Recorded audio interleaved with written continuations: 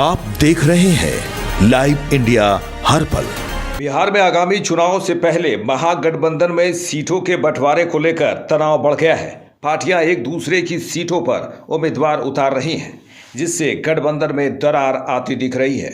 सीटों पर दावेदारी और उम्मीदवारों की घोषणा से तल्खी बढ़ गई है, जिससे गठबंधन पर संकट के बादल मंडरा रहे हैं। अजीब बात तो यह है कि महागठबंधन ने 243 सीटों पर 255 उम्मीदवार उतार दिए हैं। इसी को लेकर बिहार विधानसभा चुनाव 2025 पर बीजेपी के राष्ट्रीय प्रवक्ता शहजाद पूनावाला ने कहा कि महागठबंधन ने 243 सीटों पर 255 उम्मीदवार उतारे, तो इसका मतलब है कि वे कम से कम 10 से 11 सीटों पर एक दूसरे के खिलाफ लड़ेंगे। लड़ाई और दोस्ती एक साथ कैसे रह सकती है?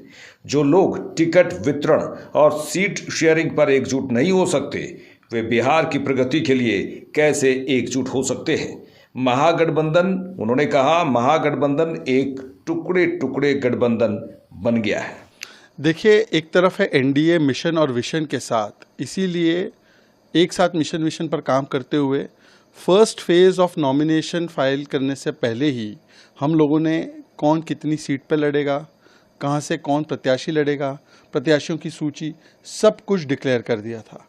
और आज जब हमने देखा है कि सेकंड फेज नॉमिनेशन का ख़त्म हो चुका है, उस समय तक भी क्लियर नहीं है कि महागठबंधन में है कौन। भाई, जेएमएम है या निकल गई? वीआईपी कितनी सीट पर लड़ेगी? लेफ्ट कितनी सीट पर लड़ेगी? कांग्रेस कितनी सीट पर लड़ेगी? और 143 सीट्स पर यूनिलैटरली बिना किसी से पूछे आरजेडी ने प्रत्याशी उतार दिए हैं।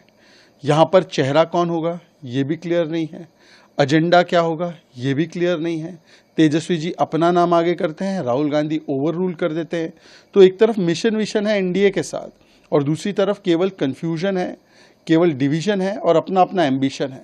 अब सोचिए, 243 सीट्स पर महागठबंधन ने 255 कैंडिडेट्स उतारे। इसका मतलब कि कम से कम 9, 10, 11 सीटों पर ये एक दूसरे के खिलाफ लड़ेंगे और कहते हैं फ्रेंडली फाइट। भाई, कुश्ती और मस्ती, कुश्ती और दोस्ती साथ में कैसे हो सकती है? और फाइट कर रहे तो फ्रेंड कैसे हैं? तो इसका मतलब साफ है, जो लोग टिकट बंटवारे में एक नहीं हो सकते, सीट शेयरिंग में एक नहीं हो सकते, क्या बिहार की उन्नति प्रगति के लिए एक हो सकते हैं? और अब तो हमने देखा है कि केवल पिता बनाम पुत्र नहीं, भाई बनाम भाई नहीं, भाई बनाम बहन नहीं, पार्टी के भीतर भी इनके सिटिंग विधायक, कांग्रेस के हो या आरजेडी के हो, टिकट बेचने का आरोप लगा रहे हैं और कांग्रेस के प्रवक्ता उसको मान भी रहे। तो इसका मतलब साफ है कि ये टुकड़े टुकड़े अलायंस बन चुका है।